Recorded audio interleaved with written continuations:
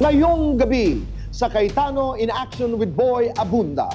Magandang gabi po mga ka-CIA. Isa na namang gabi po ito ng talakayan ng mga issues na sigurado po ako ay relevant sa marami sa atin. Katulad na lamang po itong ating face-to-face ngayong gabi. Problemang pamilya na naman po.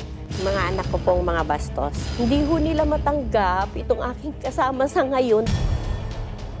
Magaling po magparinig yung ano niya, kinakasama niya. O, nandito na naman yung mga yan, may mga kailangan na naman. Hindi ko sila inobligan na igalang yung tao, pero wag naman po sana yung kabastusan. May asawa yan, maalam mong galit tayo sa kabit, tapos ikaw kumabit ka dyan. Pangarap na buo ang pamilya. Pangarap na parating makita ang mga anak. Pangarap na ang mga anak ay nagkakasundo. Ito'y isang pangarap na dapat ipaglaban. So mamaya, tignan po natin si Nanay Joy. 10 po ang anak. Siyam ang nandyan, yung iba po ay nasa kapitbahay lang po niya, pero mukhang nagka-problema sila. We want to hear her side and maybe we can find a way to reconcile this family. Sa ating payong kapatid, nakakalungkot naman ang nilapit sa atin na problema dahil si nanay naman humihingi ng tulong para makakuha ng compensation, pangbayad sa expenses ng anak niya na nabundol ng bus. So, hinahabol niya ang pangako ng bus company na bayaran ang gastusin ng anak niya kasi nabundol ito nung nakasakay ng e-bike. Gemma, puntahan mo yung anak mo doon kasi nabangga. Nakita daw yung anak ko na nasa ilalim na po ng bus po. Sobrang sakit nung nararamdaman ko bilang isang ina na ganun po yung nangyari sa kanya. Ano ba ang responsibilidad ng bus liner, ng driver, at ano bang ibig sabihin noong mga kasunduan na hindi naman pumirma ang representante halimbawa ng bus liner, ang driver lamang ang nag-commit na tutulong hanggang mapagamot?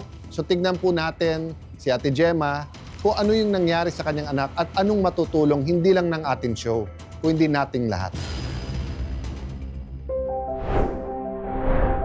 We always celebrate our athletes, but special po talaga this year. Lahat ng Olympians natin, we're so proud of them.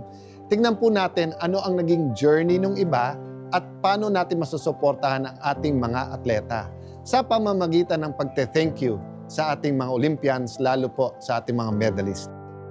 So yung pasasalamatan natin are my tribe of people. We are so blessed to have as our guests mga Olympian natin. We'll talk to them and hear their story and hopefully end this show with so much inspiration. Lahat ng ito po ay ang nilalaman ng Cayetano in Action ngayong gabing ito.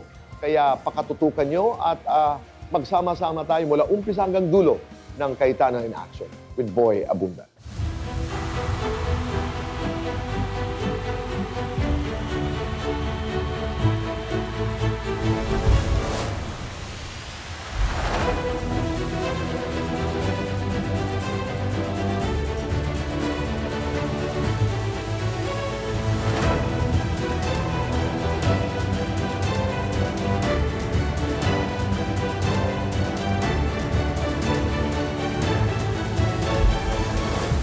Narito sina Kuya Alan.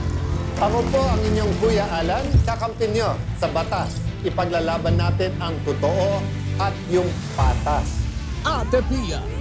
Ako naman po ang inyong Ate Pia, kampyon ng mga kababaihan at kabataan, handang ipagtanggol ang inyong karapatan. At Tito Boy.